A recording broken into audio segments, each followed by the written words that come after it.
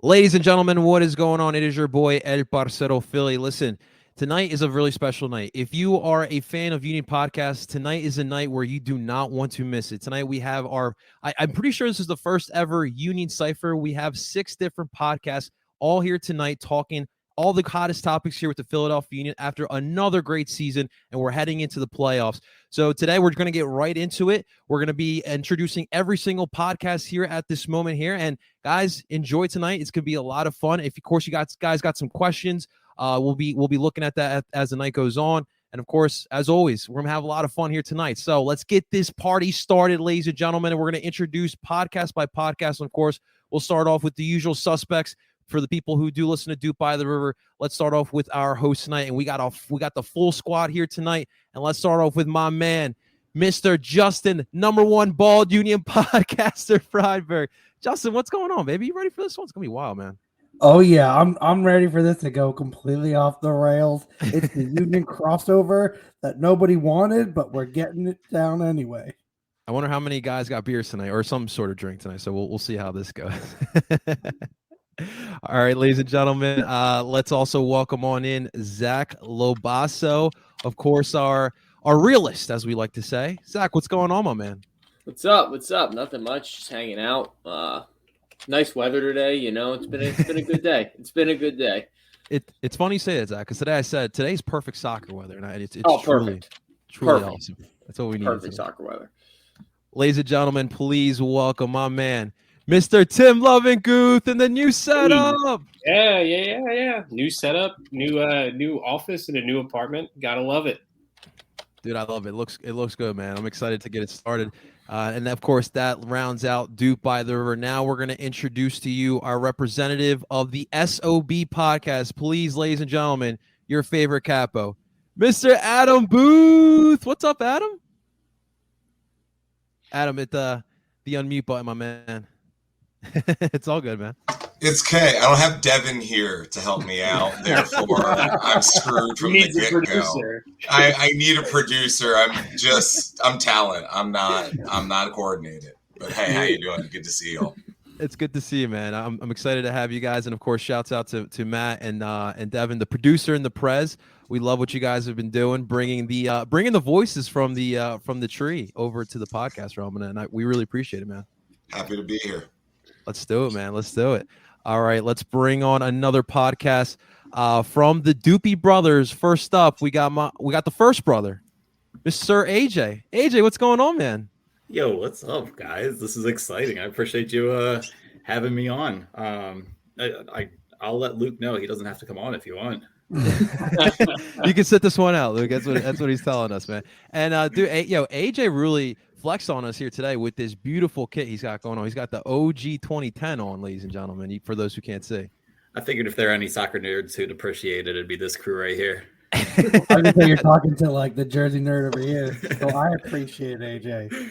Absolutely. Let's bring on the second part of the Doopy Brothers. Please, ladies and gentlemen, let's welcome on in Mr. Luke. What's up, Luke? Hey, how's it going? Excited to be here. Yeah, man, it's going to be great. We have the Doopy Brothers here in the flesh, and it's going to be excited seeing how the brothers interact in the podcast with a bunch of other Union nuts here. Let's get it, guys. Let's get it. All right, let's move on to another podcast, ladies and gentlemen, from the Free Kick Podcast. Todd Lewis, what's up, Todd? What's up, Johnny? It's been a month since we were both talking CCL against Club America. I forget the name of the podcast, but yeah, great to see you. And then it's also nice to see some guys that have participated in the trivia show last year. Luke, AJ, and I think Justin participated last year or 2 years ago. I don't know. No trivia this time, guys, but I don't know, maybe in the future. Stay on your toes, Todd. I'm full of surprise. I'm totally kidding at that. And seriously, shouts to the Eagle Eye podcast. They were great for Club America. Great guys over there. So make sure you guys show some love over there because it's been a while. All right, let's get another podcast in, ladies and gentlemen. From Views from the Bridge, we got our boy, Mr. Evan Viella. Evan! How the turntables, John. Finally, I'm on one of your podcasts and not the other way around. Dude, I'm so thankful for all 4 of you dudes giving me that first opportunity, man. I am glad that you got the one of the 4 of us that at least kind of knows how to keep people on track. Hey. Me. You got your hands full over there. I mean, I guess no, and I think Justin's probably the sanest of the four of us. And then I won't claim to know more about anybody, about anything on this podcast than cheese. I have you all absolutely covered. Sounds in the good, my cheese man. world. Let's go. Thank you so much for having me. This is insane. There's too many people, and this will be much like parties in real life, where I just turn into a wallflower. I'm sure. We do want to give a quick shout out to Paul, Chuck, and Justin. Great co-host with Evan, and we love them. We just want to give our love to all three of those as well. Love you too, brother. Let's go. All right, last but not least, the OG himself, man. I cannot wait to pick this guy's brain. From It's Always Soccer in Philadelphia, please welcome Mr. Kevin Kincaid. Kevin, what's happening, man? Hey, what's up, guys? This is very ambitious. We've had crossover guests on podcasts before, but I didn't think we'd have 1, 2, 3, 4, 5, 6. What do I count? 10 people in here. I like it. I appreciate it. Thank you for having me. Absolutely, man. Thank God StreamYard. That's just the limit, though. We can't bring anyone else after this. We're screwed. AJ and Luke were on Always Soccer last week. I think we ran out of time at 40 minutes on Zoom, so I was like panicking trying to cut it off before I got dumped. Very true. Technology, man. Thank God we're able to do this, right? But guys, seriously, again, to all 10 of you guys, all 6 podcasts here, seriously, thank you again for doing this ambitious event that Kevin liked to allude to. So the way this is going to work, guys, so for everyone listening, what we're going to do, we have some questions here for our panel of podcasters. So what's going to happen is for each question, one representative for the podcast will take the question and give the thoughts, and we'll go on as like that. Again, guys, you got some comments, some questions, concerns, you can leave in the comments. We'll try to get to those at the end there. But I'm sure we have the best soccer minds in Philadelphia. So let's put it that way. We got the best soccer minds here in Philadelphia, and we're gonna get to some good opinions here. So let's get started, gentlemen, shall we? Let's get lines to the audience to start. Okay. I was gonna say, where's the best? Bring them out. Yeah. We're the ones that were available. Yeah. Come on, I'm like Nick Sirianni, guys. I'm trying to. Oh my God, please don't. We're all a bunch of plants here. No, I'm just kidding. All right. So the first question here. So look, guys. Obviously, looking at this team going into the playoffs, they had another successful year in the Jim Curtin era, as I like to say.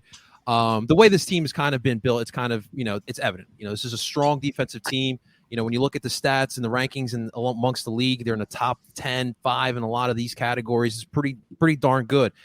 The one criticism, and I'm sure all of us have heard from the listeners of our different podcasts, has been the attack. You look at some of these stats, a lot of middle of the table type of stats when it comes to the attack. We hear, of course, our own Zach likes to mention Kasper Shabilko a lot here as well. So the first question, as I really want to get your guys' thoughts on the attack and how confident you're feeling heading into the playoffs. So we'll start with Duke by the River.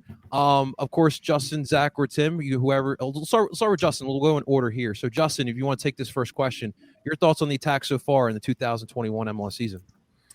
I don't know if I have enough alcohol in my apartment to go through that. But I'll honestly say it does concern me. I mean, I think we can all agree that it's shown flashes, and that's clear. What is also clear is that there's not much consistency behind Kasper, as inconsistent as he can be. But the way the attack's been working, especially with Gazdag, and the fact that late in the season, he's been coming on pretty strong and being the number 10 that I think we were looking for, and that I really wasn't expecting to kind of flourish until next year, given he was basically a mid-season acquisition, had played an entire season prior, went to the Euros, got hurt, really kind of struggled to get time in the summer, and then basically since CCL, he's been getting most of the starts and been playing well. I think him playing, and especially with the mix of Paxton, of Quinn Sullivan, of Jack McGlynn, I think you're seeing that you have the pieces in place. It's just, are the strikers going to show up? Because the Union record is clear.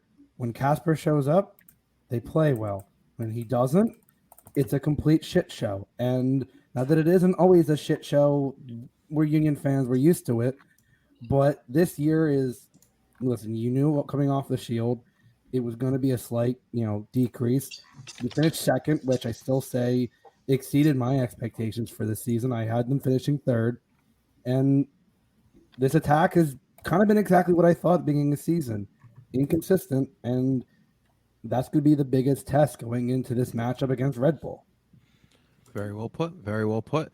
All right, let's move on to the Free Kick Podcast. Todd, your thoughts on the Union attack heading into these playoffs, my man? Well, I guess other than Casper, I think I looked before I came on here. He has an XG of 11.4, and he scored 12 goals in the regular season. So, I mean, he's doing better than that XG right there. But besides Casper, you can't rely on Corey Burke, who I think played 19 games in MLS this year. Can't stay healthy. Sergio Santos can't stay healthy. Like Justin said, you have Daniel Gazdag, who's been stepping up as of late, where all these people, when we brought him in, I'm sure all of us know on our podcast, people will say, oh, yeah, Gazdag's dumb. Why we buy this guy? He's a bum.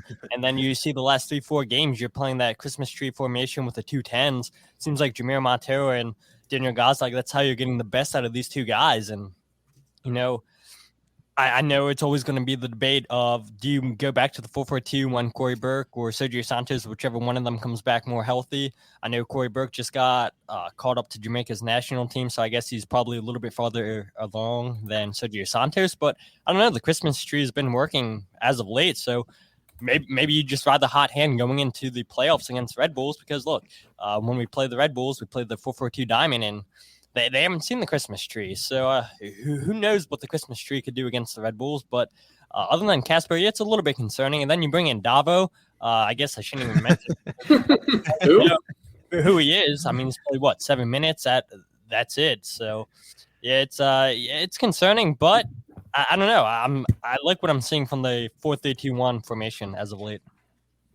Good points. Feliz Navidad, as we like to say on our podcast.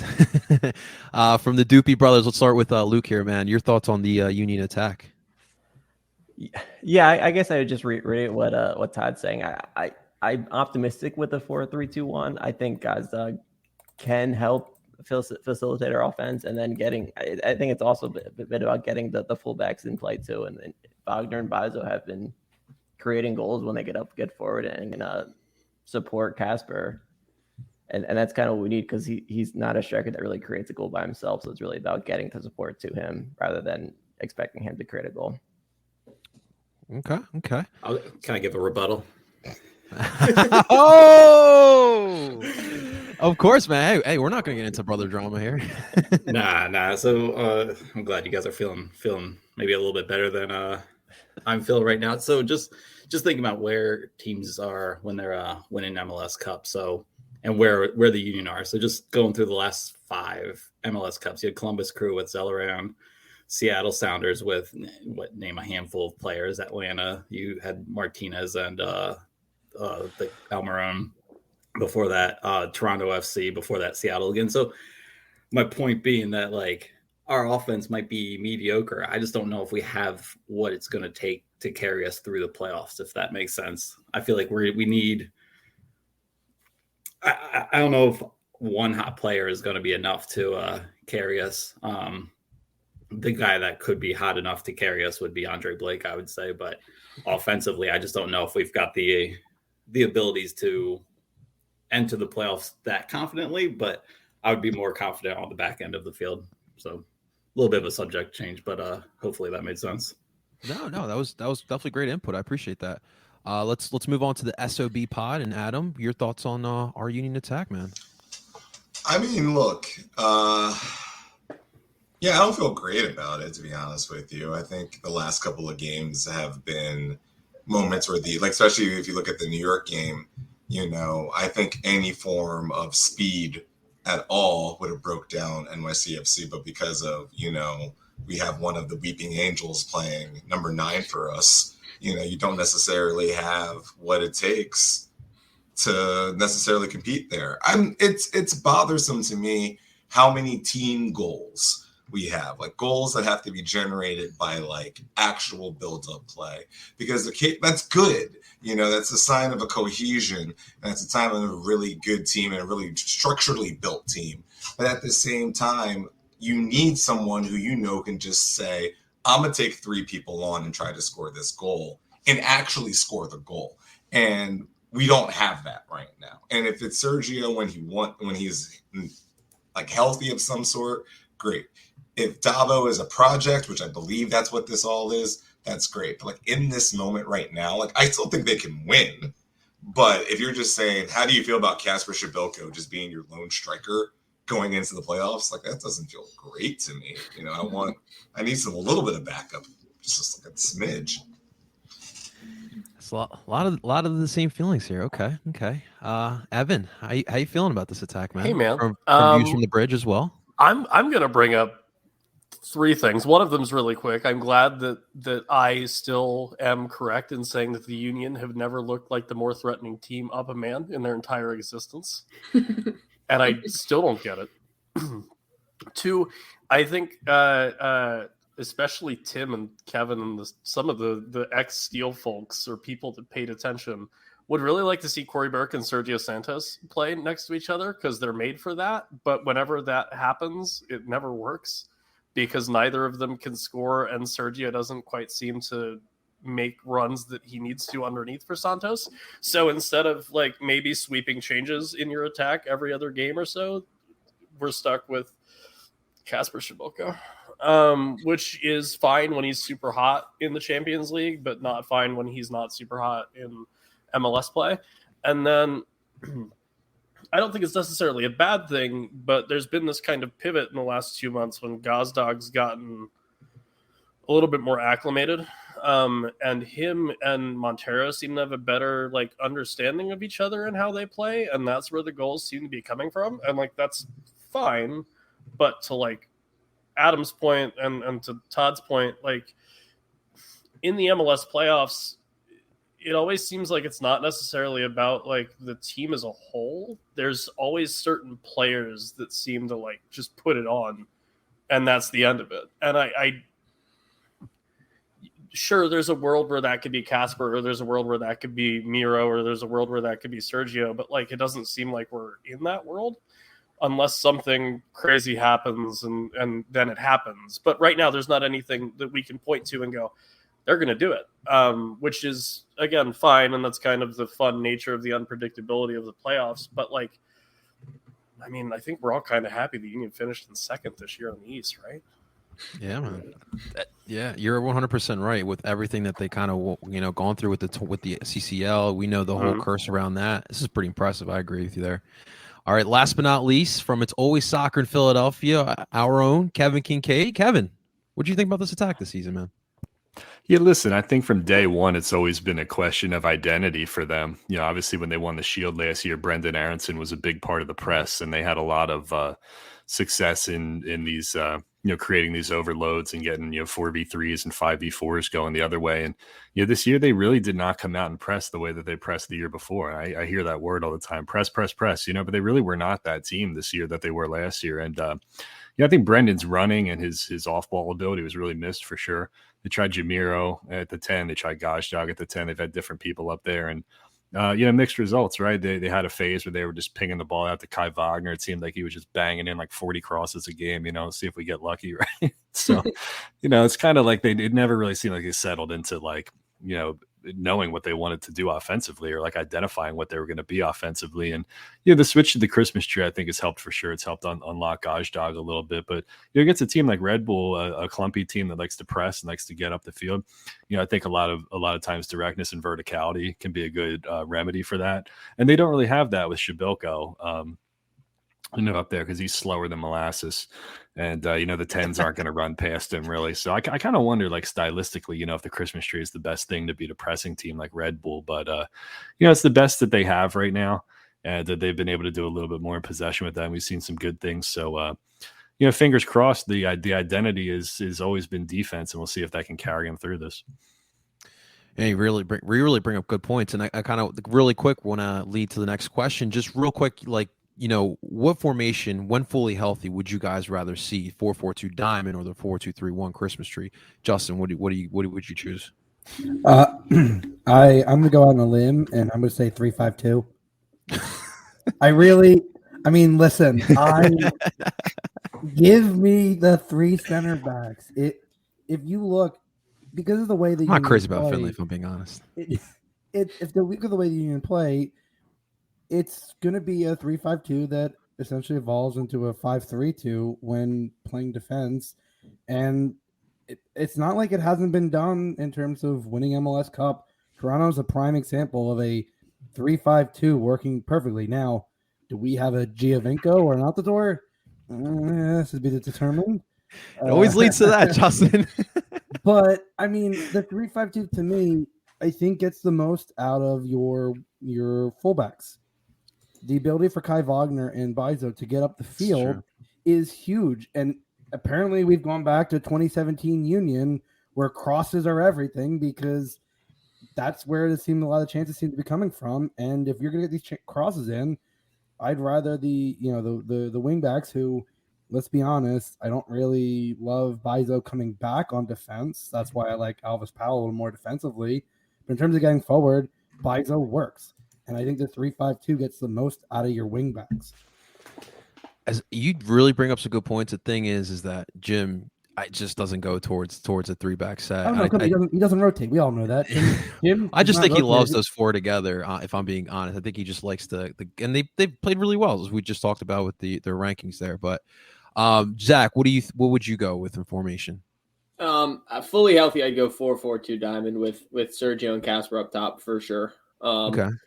I just think that gives the dynamic of having someone who can, press that back line and make defenses a little bit more uncomfortable and have them drop off, which then allows creative players like Gazdag and Miro and Paxton, when he's in, to kind of dribble at them and exploit those gaps in between the back line and the midfield now, because of the fact that they have to account for Sergio's speed. And it also gives Casper a little more room to be slow and create space for himself without getting, pressed too quickly, because we all know how that first touch goes after that. So, yeah, 4-4-2 diamond for sure. Timmy? Yeah, it's a 4-4-2 diamond for me. And I think the key is kind of like what Zach was saying. You need Casper and Sergio next to each other, so you have the two different types of strikers. And then you have to have Gazdag as the low 10 in that diamond. I was talking about that, I think, back in August and September, when those three were healthier, right before Sergio got hurt again. When those three are on the field, you can tell like things just click a little bit more. They need that chemistry to build going into what I thought would be a playoff run here. So, hey, that's what I would go with. And then you have all those questions in the midfield of, do you play El Brujo? Do you play Leon Flock at the 6? All that fun stuff. But yeah. So, Todd? I'm going to keep it original and say 4-4-2 diamond as well. Everybody's making the same points. And to Kevin's point, it's like, you're playing a team like the Red Bulls who love to press. And I think they led MLS in successful pressures this year. So you put Casper up there in the Christmas tree formation. It's like you're playing with 10 men, because they're just going to press the crap out of him. And he's not going to be fast or anything. So you're already down 10 men with Casper going against them. So yeah, if Sergio's healthy, I go with a 4-4-2 diamond. But if you have to go with Corey Birkin, Casper Shabelko, and a 4-4-2 diamond, I'd rather do the Christmas tree, because I think Casper and Corey Burke are a lot of similarities between these two guys. Even though Corey Burke's a little bit faster, I think they're just two typical strikers, those two guys. Okay, Luke? All right, I'll be a little contrarian, and I'll say I'd rather see us start with the 4-3-2-1. And because I like the idea of Santos off the bench and being a little bit of a difference maker, and maybe switch to a 4-4-2 later in the game. But I think I agree with what you guys are saying, but I think having like a kind of a playmaker off the bench is a little more effective. And Santos is only really effective 30-40 minutes a game, even when he starts. So I think reserving him and making him the difference maker off the bench might be an interesting way to go. I like it. What about you, AJ? I can't even with Luke anymore. Guy didn't even capitalize the second C in our last name. Anyway. All right. I would go 4-4-2 diamond. My thought process behind it is problem solving with our substitutions. I feel like with what we have on the bench, you have more flexibility with bringing in different guys, whether it's Martinez losing his head, so you bring in Flock there, or Flock needing to be higher up the field to put some pressure on. And then as far as having two strikers, so whichever of the two are colder, then I don't know, you can make adjustments there. I think you have more ability to problem solve with the 4-4-2. Okay. What about you, Adam? I'd make sure it was off of mute first. Got to double check here for production value. He texted Devin real quick. Yeah, I was just like, how does mute work again? No, look, I'm stay the course. I don't know. I guess at this point, because I think everything like for me depends on health. Like how healthy is Corey really?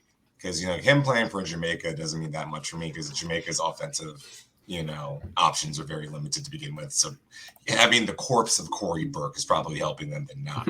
So, for me, I'm saying stay the course only because that's the most amount of talent you have right now on the field at one given time.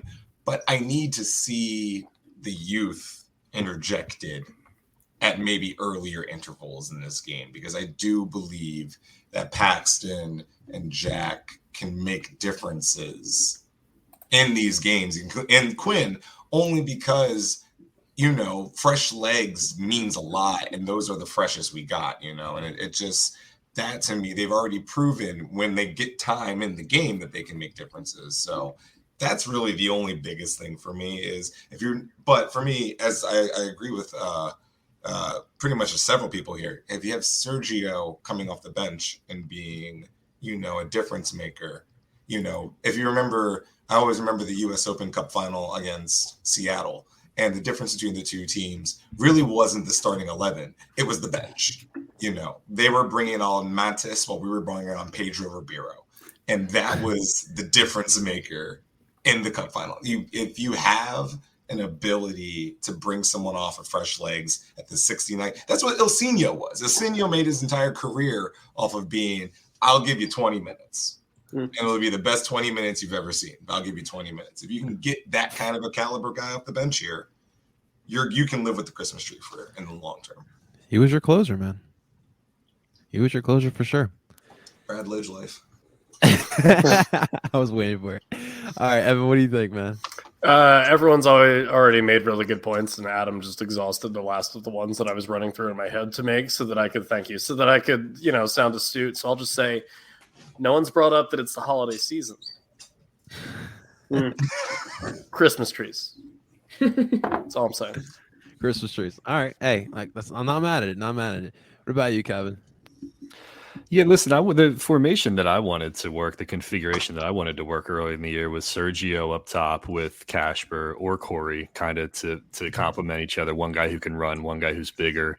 Gajdog at the 10. I wanted Jameer to go back to the 8, and have Bedoya on the other side, and then Brujo behind him, because I think one of the problems that they were having in the diamond this year is that Ali's aging. He's getting a little bit older. He's not giving you as much going forward. You have like Leon Flock on the other side. His offensive game is very raw too. So, I mean, when you're going to play that, like, you need at least something offensively from one of those 8s, from one of those shutters. And they really weren't getting it, which is why it was nice to see like Jack McGlynn, like to Adam's point, like Jack and Paxton and those younger guys in there to kind of give them some fresh legs and some ideas going forward, because it got a little stale. I think stylistically against Red Bull, like I was saying earlier, I think when you're playing a team that wants to press you and you're able to kind of go over the top or, kind of hit that blind switch and move that pressing clump side to side, like to be able to have a guy like Sergio to stretch the field, lengthen things out for you and make them run, it makes it a lot easier. When you're pressing and when you're defending, the one thing you don't want to do is see the ball go over your head. And then you're like, oh, crap, right now I got to turn around 40 yards this way. I just ran my butt off, trying to trap this guy. So that would be preferential to me, as long as they had somebody at that other number 8 spot who's able to give them a little bit of something going forward too. These are all really good points, guys. And that's, what? Jim's got the tough challenge there to figure out what these formations are going to be in these playoff games. But we'll move on to the next question. We'll get back to get back to the podcast, getting individual answers here. But what I wanted to ask you guys, look, when you are a contender, and I think that we can all agree that the Philadelphia Union are a contender for this MLS Cup here, you have those optimistic feelings. Like, you want to know, like, is this the year? Can they get it done? Obviously, last year they won the Supporter Shield. This year we saw them make it all the way to the CCL semifinals. These are big accomplishments. 3 years ago we won our first playoff game, so a lot of accomplishments. So, for what I want to ask you guys, from last year's Supporter Shield winner that lost in the first round to now, what do you think is the difference? Why you think the Union could possibly make a run? And then we'll go the other way here. We'll start with it's always soccer in Philadelphia. Kevin, what do you think is the difference maker from last year's team to this year's team? The difference, I think is that they have the weight of the Champions League off their shoulders, and I think there's a singular focus here for sure. They're coming off winning the Supporter Shield, maybe have an emotional high from that, and then it's like you got to come back down. It's like, oh, we got a playoff game to play here, against the team that we played 40 times in the regular season to get the Shield. It's such like funky circumstances to kind of get yourself to kind of come down off that high and like reset and then kind of build yourself back up for a playoff game like that. But I think they got guys, this year who have like a ton of experience, who have been through 4 rounds of playoffs now, Champions League run, U.S. Open Cup final in 2018. Like, these guys are battle tested, man. They've been through a lot of stuff, and they've seen these games, win or go home kind of games or whatever. And, I think that it's like they're a team who they're going to have a home field advantage. They're the number 2 seed. They'll be able to show that they're better than the number 7 seed. The Red Bull team that they've played this year is not as good as Red Bull teams in the years past, and they didn't lose to them this year. So maybe I just jinxed it right there. We'll see. But I think Kevin. Clearly on paper, I think we know who's better. Absolutely. We'll move on to views from the bridge. Evan, what do you think is the difference from last year to this year? There's been, if we see them, there's been more homegrown players that have had impacts game to game as a whole. Like physically, there's more of them. Last year, it seemed like it was the Brendan Aronson, as it should have been, the Brendan Aronson show. And I think we're still feeling the effects of him leaving, because we've tried to figure out how to replicate his production through about 2 or 3 or 5 different people. But to what Adam said about 10 minutes ago, not even, Quinn Sullivan has been absolute dynamite whenever he's been called on. And he's only ever played like 15 minutes at a time, which is insane. Like, he's this year's Ilsinho, and he's not 34, which is massive for the club. So I think the fact that we can look at this game and, like, I would really love for once to just have like a comprehensive playoff victory, like a 2-0 win would just be wonderful. And then Adam would have a heart attack in the stands, maybe, for a bad reason, I guess. But it's nice that we're like set up for the future, because there's not an imminent club waiting to snap up Quinn Sullivan or Jack McLoone or the 800 other Jacks in the club. And so there's an expectation to do better in the playoffs this year, which is different, because I think the last couple of years it's just kind of sort of happy to be here. But now you see a team go to Estadio Azteca and not get absolutely outclassed. There's expectations to do better in the playoffs and be more assertive and kind of, stake your claim. But also, I don't think there's as much sort of uncertainty around the team and the guys on the team and where they're going to end up, 3 months from now, as there was last year when it was, Kai's gone and Casper might be leaving and Sergio might be leaving. There's a lot less of that happening at this point this year, at least I feel like, than there was at this point last year. And that's helpful too, because you don't have guys thinking about West Ham coming in for a transfer or anything like that. Good points. What about you, Adam? What do you think?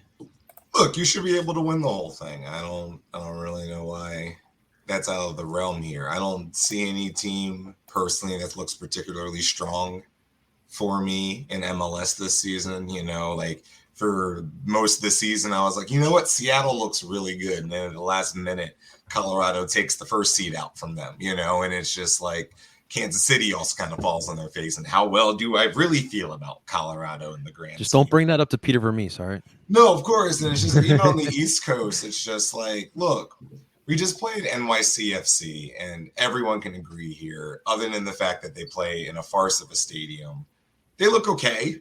I don't see anything particularly about them that makes me feel particularly like, oh no, down the board, you look like you can stack up against anyone in this tournament. So like, look, it's one of these things where like if the Union end up in MLS Cup, I don't really want anyone to be that shocked. It just, now if they don't, also don't be shocked. But it's just like, if they end up there, it's not this Cinderella miraculous story. You've been building this thing up. This is not your daddy's Union. This is not the Union of 4 or 5 years ago. This is a Union with expectations. And this is a Union that wants to meet those expectations. They've got a captain who's not just happy to be here. He wants to create a legacy with this club. A coach who wants to create a legacy with this club. And I think that you're getting to that apex with a lot of these moments. So. You know what, Adam? I just can't wait till Tony on 9th and Wolf starts talking about the Union in the MLS Cup Finals. That's all I want, man. Oh my God, no! I dream of the day that no one on sports radio ever talks about the Union, because that would just make me believe it goes backwards. I don't need an Ingy giving me sports radio like Union takes. That's the last thing in the universe I need. Maybe Kevin we can wants organize another. It was kind of an accident when we blew up Missinelli's show that one time. Yes. No.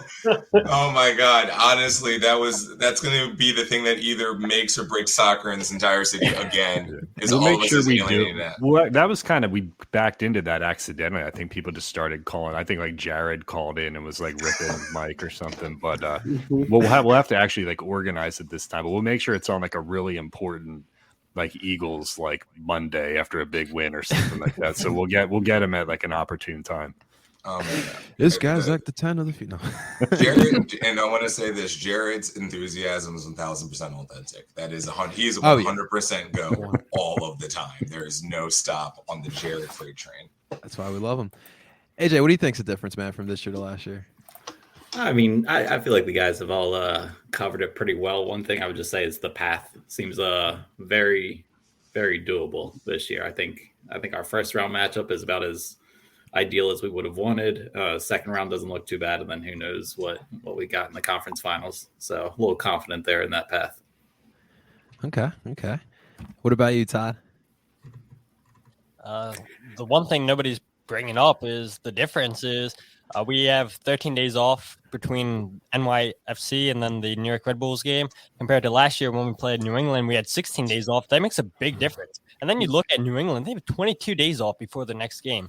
And yeah, they're the first seed and everything, but 22 days off before you play a game, like that's a lot to get back into fitness. That's a lot to get back in the game mentality. So yeah, just because New England had this impressive season, I don't know. If I was Bruce Arena, I'd be a little bit skeptical about what the Philadelphia Union had happened to them last year could happen to us in the first round. Everybody's been talking about us all year. Oh, who's the MVP? Is it Carlos Heel? Is it Mukhtar? Now we believe it's Heel. Buxa Gustavo Bo had an outstanding season.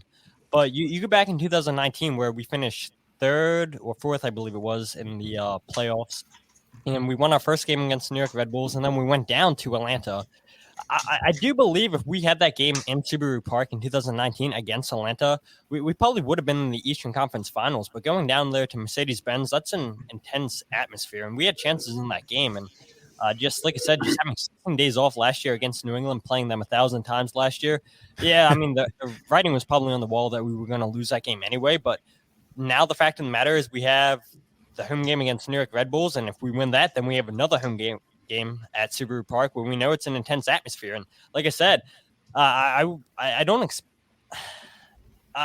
be shocked if New England pulls off and win against Atlanta or New York City, just because those 22 days off, I think that's a lot of games off. And players aren't used to that in MLS and just soccer in general. So we could potentially have 3 home games hosting an Eastern Conference Finals at Subaru Park. I would love it. But if we can get 2 playoff wins, I'd be happy with that. Now Todd's jinxing us here. No, I'm just kidding. And we get a little shout out for Todd's quizzes here. Look at that. Lots of love for PJ. Show some love from PJ. All right. And then Zach from Doopy the River. Zach, what do you think is the difference from last year to this year? I think the bench this year is definitely better than the bench last year, just because of the fact that you have Paxton Quinn and Jack. And then if you do play the diamond, you probably have Leon. coming on as well. But that really comes down to Jim's ability to like take advantage of the players on the bench and not sub them in the 85th minute when we need a goal. And I think that that's been something that is kind of hampered the team at times this season. Like you could have made the sub in the 70th minute and given someone some time to grow into the game and then make a difference, as opposed to like you got to go out there and make a difference right away with 5 minutes left in the match. But if the bench is utilized the way it can be, I think that late in games, the Union are going to be an issue for a lot of teams. Okay. All right. My next question, guys, here. By the way, great points everyone brought up there. But the next question here, what I want to ask you guys, looking at the Eastern Conference as a whole, all 7 of these clubs, what is the one team that you absolutely do not want the Union to face if we're talking about MLS Cup here? We'll start back up with Duke by the River. And Tim, looking at the Eastern Conference, who's that one team you just do not want to see on that schedule, man? I mean, I guess it would have to be New England, right? At this point, know. Todd brought some good points. Yeah, he did. I think he's right about that, but I still think this New England team is the one team you wouldn't want the Union to play right now. It just seems like they have the Union's number this year, and even going back to last year's playoff game. Everyone else in the East, I agree with everyone else's points that they made. Like the path is there to get to the Eastern Conference Finals, and I think that should be the goal of the club, is to get to that point. But I think, it's going to be you hope New England crash out of that first round or second round game, and then you're hosting the Eastern Conference Final with a chance to go to MLS Cup. But yeah, I think it's New England. You don't want to go up there and play those guys in what would be a conference final to go to MLS Cup. So the crest, right? Their new crest that they unveiled. Well, that won't be on their kits in the club. No, so that'll be until next season. Yeah, that's next year. Okay, we're wondering if they jinx themselves. We'll see. Todd, who's the team you just don't want to see the Union face off against? Either Atlanta or New York City. I mean, ever since Pineda has taken over at Atlanta, they've looked a completely different team than they did at the beginning of the season. Joseph Martinez, if he can get hot, we all know what kind of striker he is. Now, granted, he's coming off of that ACL surgery, so I know a lot of players, once they lose that speed, then their career starts to dwindle down, but he's still a good goal scorer. I mean, you guys all saw that goal he scored against Cincinnati. What a world-class goal that Joseph Martinez scored. And then just New York City, I feel like we never match up well against them. I was happy with the 1-1 draw because when teams go into Yankee Stadium, typically they come away with no points. So for us to come away with a point, I was happy with that. But yeah, I mean, whether it's at Subaru Park or at Yankee Stadium, we don't play good against New York City. And then, like I said, Atlanta with the way Pineda has those guys playing. Okay. We'll go on to Doopy Brothers with Luke. Who's that team you just do not want to see? For me, it's definitely NYC. They always just give us trouble, and Tatsy Castellanos is the most frustrating player to play against, and he's in like the best form he's ever been in MLS. So that's scary to me. I feel like obviously the Revs would be tough, but I feel a little bit more. I feel maybe irrationally confident of playing against them because I feel like when we did play against them this year, it was when we were resting a bunch of players and the kids were going out there and they played better than expected. So it makes me feel like New England's a little more beatable if we have our more of a first team out there. But yeah, New York just always is a team that I'm never excited to play against. So that would be definitely my pick. You and I both, brother. You and I both. Adam, man, who do you not want to see? Atlanta. That's it. And only because of Hughes. And only because of Martinez. Outside of that, it's just and we talked about this earlier, having an individual that can create their own goals in the way that he can is always dangerous, even when you have a solid defense like I believe the Union have. I don't fear New York in Chester in the same way that I fear them in the Bronx.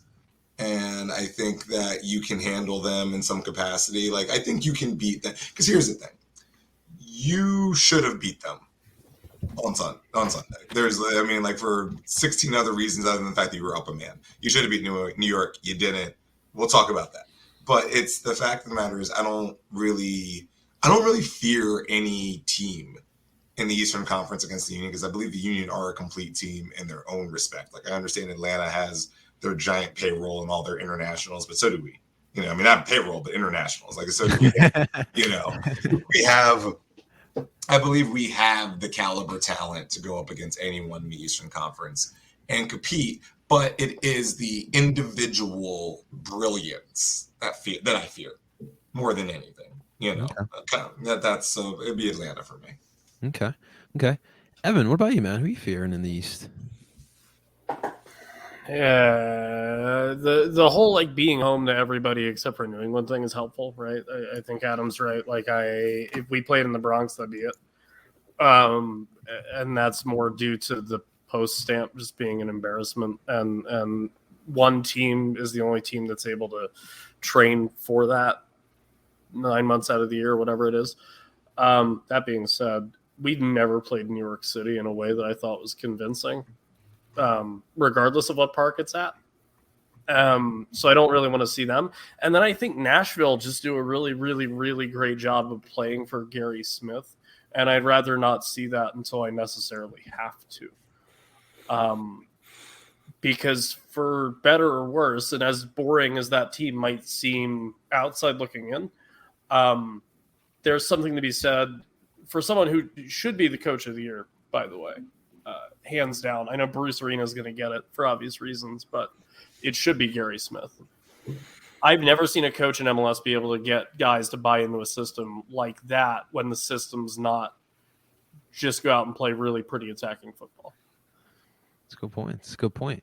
Nate would like to let Adam know, if this loads up, the Union are a complete team. That's a bold statement, Adam. Adam, unmute. Devin, where are you? Jesus, you're fired. No, if you look at the team, you have the best goalie in MLS, right? Like and shout outs to Matt Turner. I think he's been fantastic this entire season. But I believe you still have the best goalie in MLS. You had Yaka played every single minute this season in MLS. You have the best left back probably in the league. You know, you have a decent right back who's kind of coming to his own. You know, your midfield has almost too many options in a lot of ways. It's almost like you have to figure out the square pegs and the round holes in that particular situation.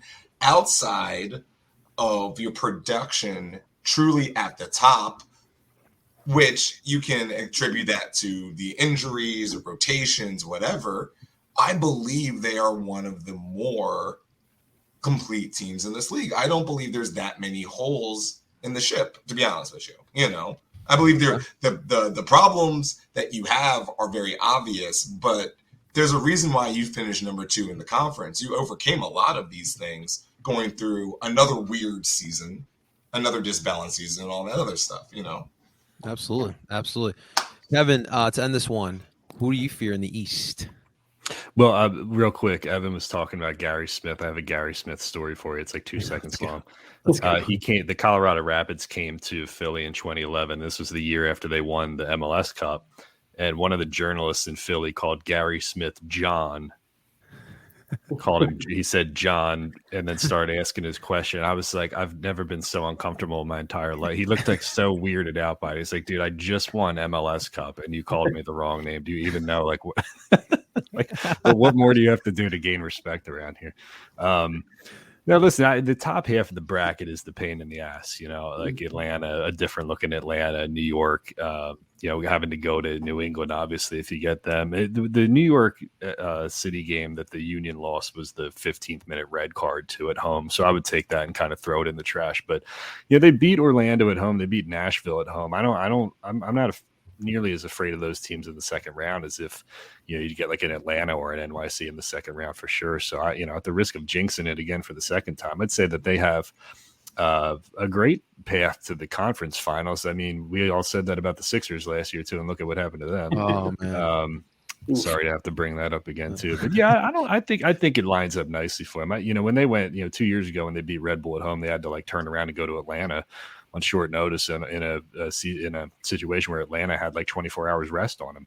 So they're not going to have to do that this year. I think the path is there to the conference finals for them, and hopefully they get it done. And with that, I will make my departure because I got to get to my my toddler is asleep. It's the 2-month-old who's downstairs right now. My shift is beginning, so my wife can go to bed. But I want to say thanks for having me on, and I appreciate all you guys, and you're all doing a great job. And the Union podcast network is a strong one. Yes, sir. So yes, sir. We'll keep it going. Thank you so much, Kevin, and you have a great right. night, my man. All right, peace, guys. Absolutely. Kevin Kincaid, ladies and gentlemen. Kevin Kincaid. All right, guys, I wanted to move on here, and this is actually a great topic of discussion that was brought up on Twitter, and I kind of wanted to get the perspective of you guys who obviously follow the club very diligently. Look, we know that when we look at the grand landscape of the Philadelphia within our city, we have a ways to go, right? And obviously, you saw today that was great. Seeing some banners throughout 19th and Chestnut. So let's say in a hopefully hypothetical right now. Union make the MLS Cup final, right? You have an opportunity here. Jeffrey Lurie's like, hey, Union, we got this link for you. You can put as many fans as you want downtown Philly. You can get a bunch of fans from all around the world in a stadium that is right here in Philadelphia. Or would you just say, hey, we fought hard almost 12 years here in this grounds, and this is our place. We're going to win the cup here. And we'll start here with views from the bridge. Evan, SOB or the link? Well, I mean, it would. I was gonna really curse. It would mess up the title of my podcast, so I'll keep it at Subaru Park. But no, I get it, and I get it, and I know that this is always going to be a debate where it's like, well, they don't actually play in Philly, and it could be a lot easier to get to the link, But like you can't I don't know, air quotes, like admit defeat, and I also don't think that would. Well, sorry, I don't want to play. I'm going to ruin your hypothetical. I just wouldn't do it.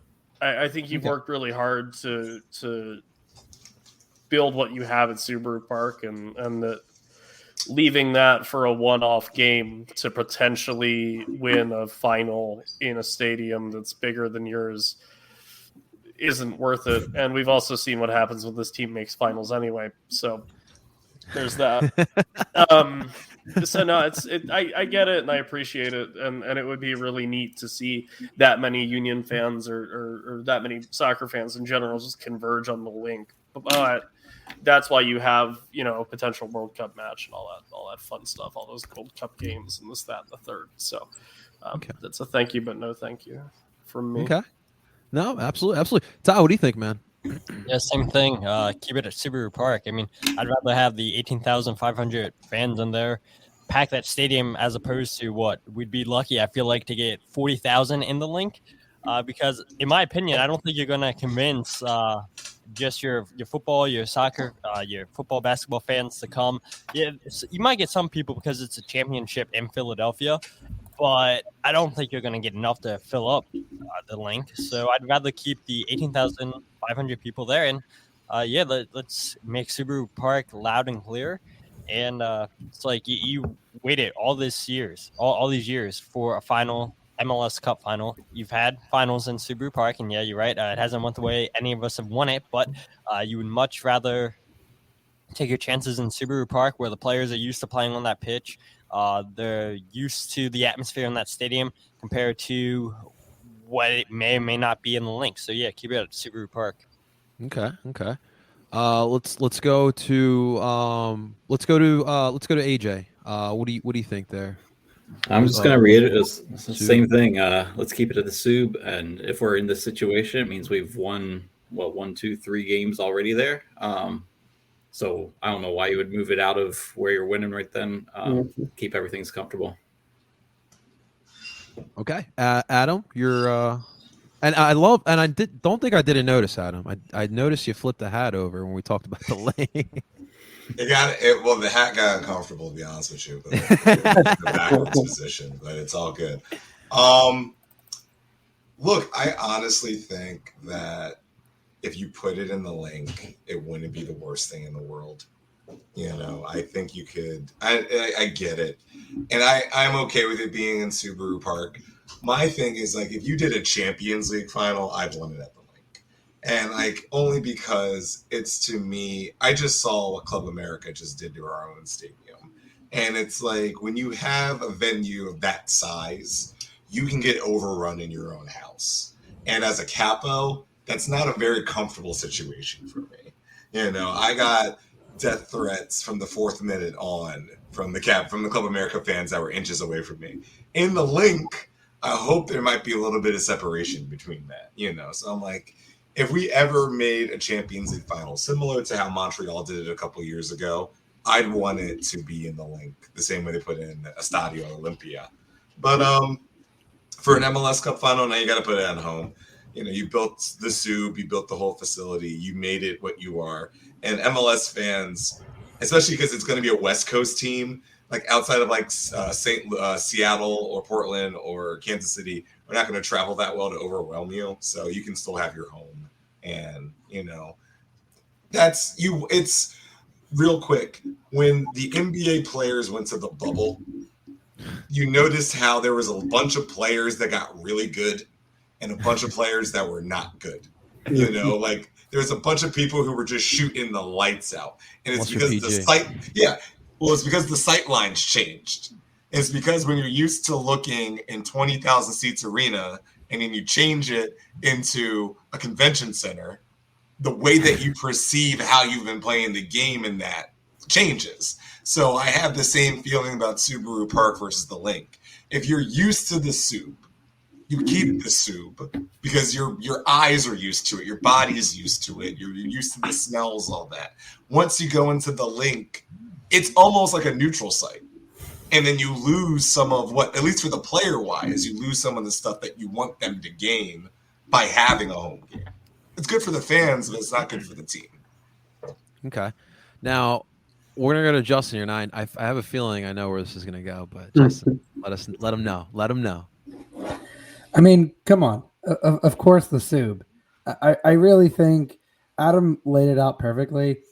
If it's a Champions League final, yeah, you want to maximize it, you know, for the full potential of everyone to come and say, hey, this is a massive, you know, competition for the entire region that is, you know, pretty damn important. I think for the MLS Cup, while it is a very important game, I think moving it to the Link would no way justify a bigger crowd. And I think you could absolutely guarantee that in the SOB, you are going to pack that nearly 19,000 in there. And if I'm going to be honest, I would love to see, and maybe this is just a pipe dream, our own Adam Booth here to have his Pat Croce moment on the top of the Commodore Barry and hang a banner. So let's go, Union. If we do make the MLS Cup final, let's make that happen, because boy, howdy, would I love to see that. Now, you guys all raise good points. I will say this. I think that the MLS Cup final in general should be played at a neutral site, but that's a topic for another day. I totally agree. What is Wembley? You know, what would be, what's America's Wembley, where we would always play the MLS Cup final? Like that's an entire different podcast, but like that's the question. Like, is it MetLife? Somewhere warm, I think. Probably LA. LA. SoFi. I would go SoFi. SoFi's the way to go. Perfect. All right, never mind. We figured it out in 2 minutes, guys. And that's the point, guys. I think that the MLS Cup, look, as much as I criticize the NFL, what they do for the Super Bowl is ridiculous. It's a literal holiday. It's a party throughout the whole week. And look, I know the MLS Cup will probably never get there, but you should take that blueprint and, you know, turn it into a party as best as you can. Find these neutral sites, and plus these players don't want to play in freezing cold weather, winning a championship. So that's kind of your country's too big, though. Like if America was the size of like an England and it only took us 3 hours to get to Manchester, yeah, you could have a neutral site, you know. But when like one fan base is coming from Seattle, the other one's coming from Orlando. These football fans do it though. No, they do, but I mean, like, come on now. I mean, like MLS doesn't have the legions, you know. We would travel here. The nine of us here would travel. What if we just get John Garber to subsidize travel? Yeah. What kind of allocation money is that? Is that TAM? It's No, TAM, just but tell- it's travel allocation money. It's travel. Yeah. No, It's a just tell him different we'll kind. give away all our draft picks from now until the end of time, and then he'll just like let us travel for free. Yeah, how long until that doesn't work anymore? Is that a question, John? Did you have that question? How long can the union keep giving their draft picks away until people just say no, thank you, and then we keep going? I feel like the MLS is going to pull an NBA and just step in. Like, listen, Ernst, you're making us Like you look have bad. to use at least one a year. God damn it! I mean, we have changed the structure of the draft, literally thanks to us. Yeah, I mean, And Cincinnati, because Cincinnati pays too much Buy money some- for draft picks. yeah, I mean, dude, playing college soccer, you realize that it is not a breeding ground for very good professional players 95% of the time. It is not the nice. It's like high school soccer, just a little bit better. Like that's basically how it is. So I wouldn't say that the union are doing a bad thing by getting rid of their draft picks. You shut your mouth about Fabian Herbers right now. Look, you got, what was it? Elliott was like the last great union draft pick, I think we'll say. Yeah. After that. Yeah. And he was a fourth rounder. But Gem. the draft, look, American soccer needs less America. And one of the things that's very America about it is the draft. Yeah. Because and the union did it the correct way, where you need an academy, you need to grow this because the athletic talent in this country is through the roof. So there's no point of just being like, let me wait until you're 20. No, let me grow these and cultivate these 7, 8, 9, 10-year-olds in the backyards of San Jose and make them into the products we need, in the future teams. The draft makes no sense when an academy structure exists. It's very true. These are all very good points. Very good points. All right, guys, that's the hour mark there. So that's going to do it for I guess we're going to call it the first ever Union Cypher. This is definitely the first Cypher. And I know, Raphael, there was no battle rap, although I would like to see you guys spit some rhymes here. No, you would not. You really wouldn't. No. I promise. I come from Wayne and I'm insane in the brain. And Okay. Okay. And that's already There it better is. than There it any is. of the other people on this podcast. would be. Winner. I don't know. Yeah. A winner is you, Adam Booth. You get the belt. Yeah, there's a reason why Modest Yahoo is the only Jewish rapper around. We don't need more of that. What is Little Dicky now? Yeah, Jewish? Little Dickie's Jewish. Little Dickie's Also, Jewish. Asher Roth, I'm pretty sure, is also And Jewish. All right, fine, three. Adam. And Drake is Jewish. Fun fact Wow. about Asher Roth. Asher Roth went to the same high school I went to, so that's There pretty you go. We don't need more. I don't need to be added to the list here. Oh, look, blah blah blah. Lenny Kravitz. Okay. There you go. There it is. There you go. Real quick, I just wanted to thank all you guys, including Kevin Kincaid as well, for hopping on and taking the time tonight to do this episode. It was a lot of fun. Obviously, we're all excited, ready for the playoffs, and I hope that for the people that were listening, we were able to give you guys enough insight of our opinions of as far as going into the playoffs. So I want to give a quick thanks to everyone. I will put all the podcast links in all the descriptions. It'll be on YouTube. It'll also be on wherever we stream the podcast, Apple, Google, and Spotify as well. So you guys can go ahead and subscribe and check out their podcast. They all bring something different to the table. And at the end of the day, it's all union, and they do a fantastic job as well. So again, guys, seriously, thank you. Seriously. All right, guys. Yeah, thank you, John. Thanks, Absolutely. John. See everybody. Absolutely. Ladies and gentlemen, that was the Union Cypher.